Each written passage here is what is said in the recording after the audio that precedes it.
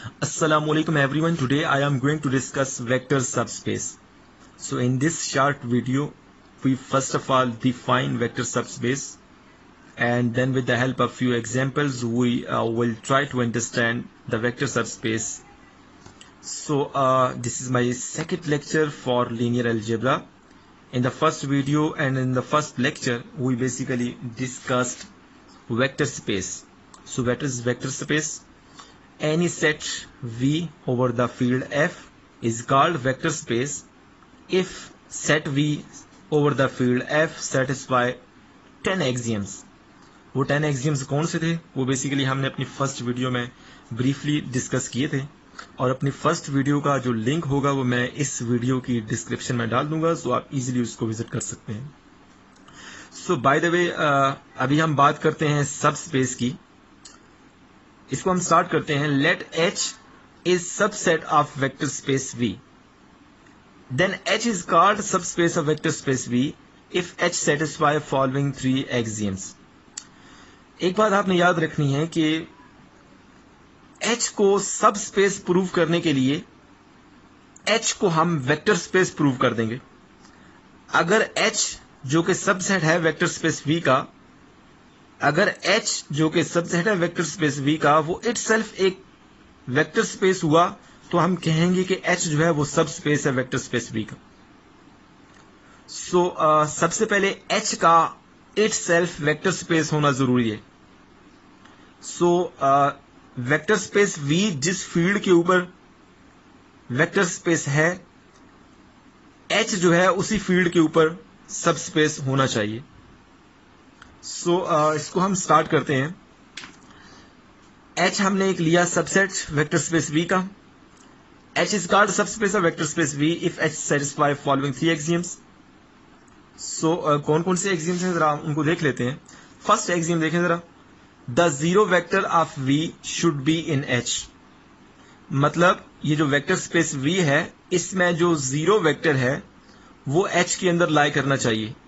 किस तरह से लाई करना चाहिए? For all U belong to H. मतलब हम H में से कोई सा भी वेक्टर U लें, there exist a zero vector in H such that U plus zero vector करें, ये U आना चाहिए, और 0 प्लस U करें तब भी U आना चाहिए. सेकंड एक्सियम क्या है? H is closed under vector addition. मतलब for all U V belong to H, U plus V should be in H. दो वेक्टर हमने U V लिए H में से, उन दोनों का जो एडिशन है वो भी H में ही लाई करना चाहिए. तीसरी एंड लास्ट प्रॉपर्टी क्या है? H is closed under multiplication bye scalars. मतलब H जो सबसेट हमने लिया है वेक्टर स्पेस V का, जिस फील्ड के ऊपर उसे हमने सब स्पेस प्रूव करना है, उस फील्ड F में से हम कोई कांस्टेंट C लेते हैं, और H में से हम U लेते हैं कोई वेक्टर. C कांस्टेंट को U से मल्टीप्लाई करें तो आपके पास जो रिजल्ट है CU वो H में लाई करना चाहिए. सो बेसिकली ये तीन प्रॉपर्टीज अगर सेटिस्फाई हो जाती हैं तो हम कहेंगे कि जो H है वो सब स्पेस है वेक्टर स्पेस V का. मैंने आपको पहले भी बताया है कि H के सब स्पेस होने के लिए H का वेक्टर स्पेस होना जरूरी है. सो H जब वेक्टर स्पेस होगा तो वो 10 एक्सियम्स को सेटिस्फाई करेगा. सो बजाय 10 के आप अगर इन तीन को भी चेक कर लेते हैं, अगर ये तीन सेटिस्फाई होते हैं तो जो रेस्ट ऑफ 7 एक्सियम्स हैं वो आल्सो सेटिस्फाई होंगे. सो उनको चेक करने की जरूरत नहीं है, आप सिर्फ ये तीन चेक कर दें तो हमें पता चल जाएगा कि आपके पास जो H है जो कि सबसेट है वेक्टर स्पेस V का, आया वो सब स्पेस है वेक्टर स्पेस V का या नहीं. सो अभी हम इस वीडियो को कंटिन्यू करते हैं. सो अब हम कुछ इंपॉर्टेंट पॉइंट्स हैं जो कि नोट करने के काबिल हैं, उनको हम देख लेते हैं, उनको हम डिस्कस करते हैं. पहला पॉइंट क्या है? These 3 properties assure that H is itself a vector space. मैंने आपको पहले ही बताया है कि अगर H जो है वो सब स्पेस है तो H का इटसेल्फ वेक्टर स्पेस होना जरूरी है, और अगर H वेक्टर स्पेस है तो H जो है वो 10 एक्सियम्स को सेटिस्फाई करेगा. और उन 10 एक्सियम्स को चेक करने के बजाय अगर आप इन 3 एक्सियम को ही चेक कर लेते हैं तो इसका मतलब है कि आपके पास जो H है जो कि सबसेट है वेक्टर स्पेस V का, वो आपके पास एक वेक्टर स्पेस है. सो दूसरा पॉइंट क्या है? No need to verify all the 10 axioms in order to check either H is subspace और नॉट. वही बात है कि आपके पास अगर एच जो है सब स्पेस है वेक्टर स्पेस वी का, तो उन 10 एक्सियम्स को चेक करने की जरूरत नहीं है। आप सिर्फ इन 3 प्रॉपर्टीज या एक्सियम्स को चेक कर लें तो हमें पता चल जाएगा कि एच जो है वो सब स्पेस है या नहीं। तीसरा पॉइंट देख लें जरा। If V is vector space over field F then subspace of V should also vector space on same field. ये पॉइंट मैंने आपको पहले ही बता दिया है कि अगर आपके पास कोई वेक्टर स्पेस वी जो है वो फील्ड एफ के साथ वेक्टर स्पेस बनाती है, तो इस वेक्टर स्पेस वी का अगर हम कोई सब स्पेस लेते हैं तो वो सब स्पेस भी जो है ना वो भी इसी फील्ड एफ के साथ ही सब स्पेस होना चाहिए। तो ये पॉइंट मैंने आपको पहले बता दिया है। अच्छा, अभी हम कुछ और इंपॉर्टेंट चीजें उनको जरा डिस्कस कर लेते हैं। Vector space we have 2 trivial improper सब स्पेसेस।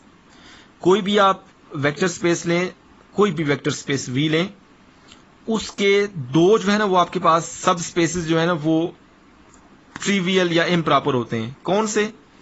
एक तो वो वेक्टर स्पेस वी खुद, मतलब कोई वेक्टर जो है ना, कोई भी सेट जो है ना वो अपना जो है ना वो सबसेट होता है। सो आपके पास जो वेक्टर स्पेस वी है उसका पहला इम्प्रॉपर या ट्रिवियल सब स्पेस कौन सा है? खुद वेक्टर वी। दूसरा क्या है? The zero vector in V. ये 2 आपके पास वेक्टर स्पेस वी के ट्रिवियल सब स्पेसेस हैं। इन 2 के अलावा जितने भी सब स्पेसेस होंगे वेक्टर स्पेस वी के, उसे हम प्रॉपर सब स्पेस बोलते हैं। So rest of all possible subspaces of vector space V is called proper subspaces of V. So basically हमने ये कुछ इंपॉर्टेंट पॉइंट्स से इनको देखा है। अभी हम with the help of example जो है वो वेक्टर सब स्पेस को अंडरस्टैंड करने की कोशिश करते हैं। सो अभी हम एग्जांपल नंबर 2 जो है इसको भी डिस्कस कर लेते हैं। A plane in R3 not through origin is not a subspace of R3। So R3 हमने एक स्पेस ली है और R3 के अंदर हमारे पास एक हमने प्लेन लिया है जो कि ओरिजिन जिसमें ओरिजिन लाई नहीं करता। सो ये जो प्लेन है, क्योंकि इसमें ओरिजिन लाई नहीं करता तो इसमें जीरो वेक्टर भी नहीं होगा, जिसकी वजह से ये सब स्पेस नहीं है।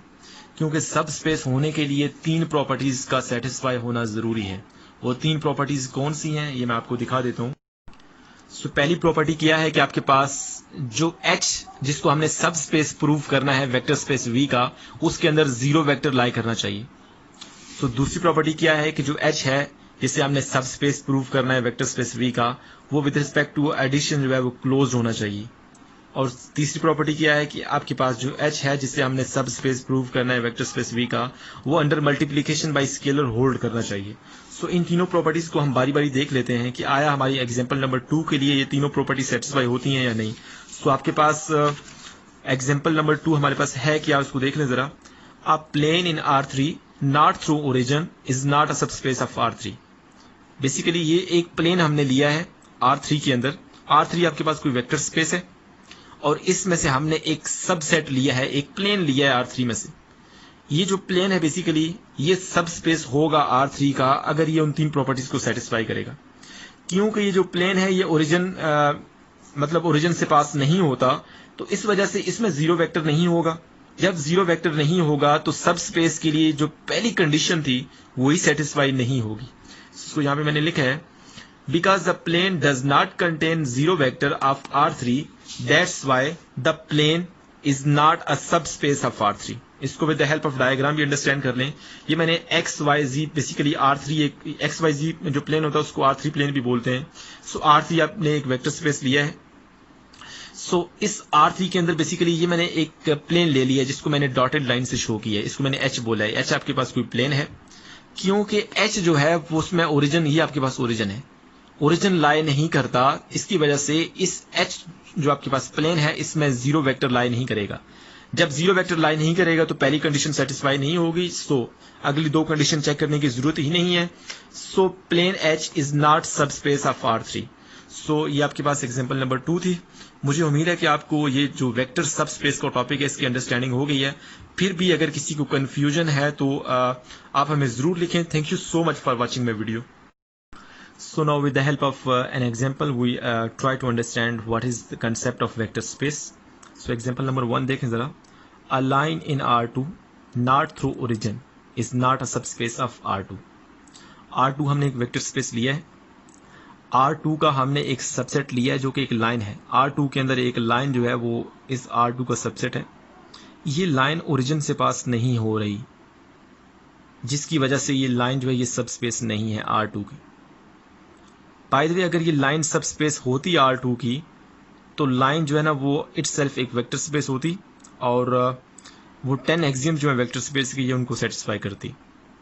सो उन 10 की बजाय अगर हम 3 एक्सियम्स ही चेक कर लें, अगर ये लाइन उन 3 एक्सियम को ही सेटिस्फाई करती है तो बेसिकली लाइन जो होगी वो सब स्पेस होगी R2 की। सो एक्सियम नंबर 1 क्या था? एक्सियम नंबर 1 में देखा था हमने कि जीरो वेक्टर जो है ना वेक्टर स्पेस V का, वो लाई करना चाहिए H के अंदर। मतलब यहाँ पे हमारे पास वेक्टर स्पेस R2 है, तो zero vector of R2 should be in H, और H आपके पास एक लाइन है। क्योंकि लाइन ओरिजिन से पास नहीं हो रही, जिसकी वजह से उसमें जीरो वेक्टर नहीं होगा। सो जब जीरो वेक्टर ही नहीं होगा तो ये पहली कंडीशन ही सेटिस्फाई नहीं होगी। सो इसका मतलब है कि आपके पास ये जो लाइन है ये सब स्पेस नहीं है R2 की। So with the help of diagram इसको अंडरस्टैंड करें। ये मैंने एक XY प्लेन लिया है जो कि R2 प्लेन ही होता है। इस प्लेन में देखें, ये एक मैंने लाइन ली है जिसको मैंने H बोले। ये लाइन ओरिजिन से, ये आपके पास ओरिजिन है, इससे पास नहीं हो रही, ये लाइन यहां से पास हो रही है। सो इसका मतलब है कि इस लाइन में जो जीरो वेक्टर होगा वो लाई नहीं करेगा। जब जीरो वेक्टर लाई नहीं करेगा तो मतलब ये जो लाइन है ये सब स्पेस नहीं है R2 की। सो आई होप सो आपको एग्जांपल नंबर 1 जो है इसकी अंडरस्टैंडिंग हो गई है। So hence line H is not सब स्पेस ऑफ R2।